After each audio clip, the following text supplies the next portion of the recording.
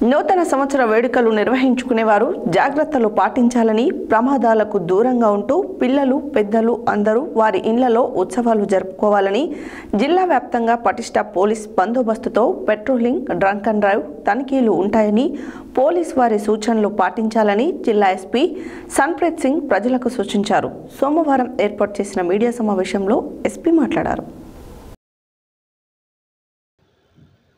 నూతన సంవత్సర వేడుకలు నిర్వహించుకునేవారు జాగ్రత్తలు పాటించాలి, ప్రమాదాలకు దూరంగా ఉంటూ పిల్లలు, పెద్దలందరూ వారి ఇళ్లలో ఉత్సవాలు జరుపుకోవాలని సోమవారం సూర్యాపేట జిల్లా ఎస్పీ సన్ప్రీత్ సింగ్ ప్రజలకు సూచించారు.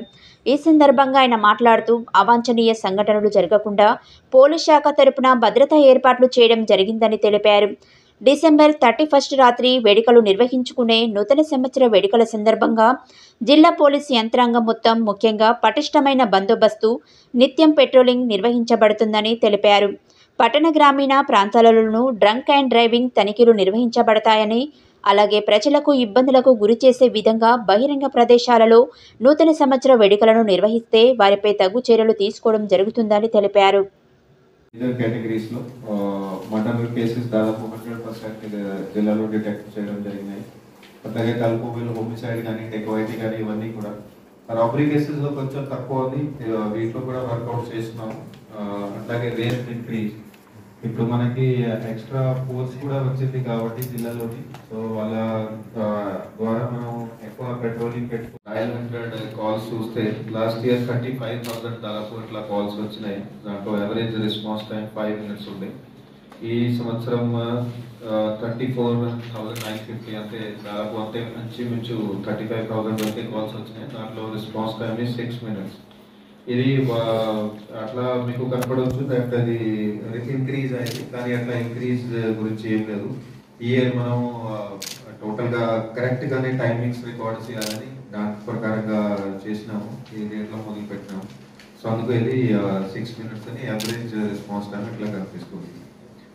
బేసికల్గా మనకి ముఖ్యంగా క్రైమ్స్ ఏమేమి కేటగిరీలో రిపోర్ట్ అవుతున్నాయి దాంట్లో చూస్తే మేజర్ కేటగిరీ ఉంది హార్ట్ కేసెస్, అంటే చిన్న చిన్న తగాదాలు, గొడవలు, ఒకరొకరు కొట్లాడడం చేయడం అట్లాంటివి. సో దాంట్లోది లాస్ట్ ఇయర్ 752 ఉండే, ఇప్పుడు 796 అయినాయి ఈ ఇయర్ రిపోర్టింగ్. అట్లాగే రోడ్ యాక్సిడెంట్స్ లో కూడా కొంచెం మనకి ఇంక్రీజ్ అయింది. లాస్ట్ ఇయర్ 573 ఉండే, ఇప్పుడు ఈ ఇయర్ 609 ఇవి రిపోర్ట్ అయినాయి. క్రైమ్ అగేన్స్ట్ ఉమెన్ ఇది దాదాపు అంతే ఫిగర్ ఉంది, just minor increase of 4 is there. Last year 553, ఈ ఇయర్ 557 ఉంది. ఎక్సైజ్ కేసెస్ లాస్ట్ ఇయర్ 512 ఉండే, ఇవి major contribution because of elections ఇవి అంతా చేయడం జరిగింది. ఈ ఇయర్ కూడా 434 కేసెస్ మనకి రిజిస్టర్ అయినాయి, ఇవి కూడా ఎలక్షన్ టైంలోనే ఎక్కువ చేయడం జరిగింది. మిస్సింగ్ కేసెస్ మనకి రిపోర్టింగ్ తగ్గింది, లాస్ట్ ఇయర్ 452 ఉండే, ఇప్పుడు 446 అయింది. ప్రాపర్టీ కేసెస్ అంటే దొంగతనాలు, ఎక్కడెక్కడ ఎవరితో పోతుంటే వాళ్ళ దగ్గర తీసుకోపోవడం, తీసుకెళ్ళడం, దీంట్లో మనం చూస్తే లాస్ట్ ఇయర్ 390 ఉంటే, ఇప్పుడు 536 అయింది. ఈ కేటగిరీలో ఇంక్రీజ్ ఉంది కాబట్టి దీంట్లో ఎక్కువ ఫోకస్ పెట్టుకొని నెక్స్ట్ ఇయర్ ఇవి క్రైమ్ రేట్ దీంట్లో తగ్గించడానికి ఎఫర్ట్స్ పెడతాము. చీటింగ్ కేసెస్ లో చూస్తే ఇందులో లాస్ట్ ఇయర్ 304 ఉంటే, ఇప్పుడు 325 కేసెస్ రిజిస్టర్ అయినాయి. సైబర్ క్రైమ్ లో కొద్దిగా మన దగ్గర డిక్రీజ్ ఉంది, కానీ ఇది యాక్చువల్గా అది ఎఫ్ఐఆర్ కన్వర్షన్ రేట్ అని ఉంటుంది మనకి.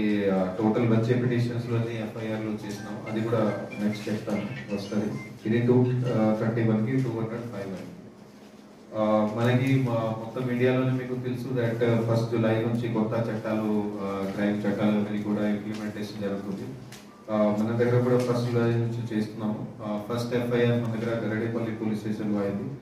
ఇప్పటి వరకు టోటల్ 3,513 ఎఫ్ఐఆర్స్ భారతీయ న్యాయ సంహిత కింద, బిఎన్ఎస్ కింద నమోదు చేయడం జరిగింది. సో ఇంతకుముందు సైబర్ క్రైమ్ నుంచి మాట్లాడినాను. సైబర్ క్రైమ్ మనం చూస్తే లాస్ట్ ఇయర్ 844 పిటిషన్స్, అయితే మనకి ఇప్పటి క్రైమ్ ఇవి రిపోర్టింగ్ పోర్టల్ ఉంది NCRP అని, దాంట్లో రిపోర్టింగ్ చేస్తారు ఎక్కడెక్కడ ఎవరైతే మోస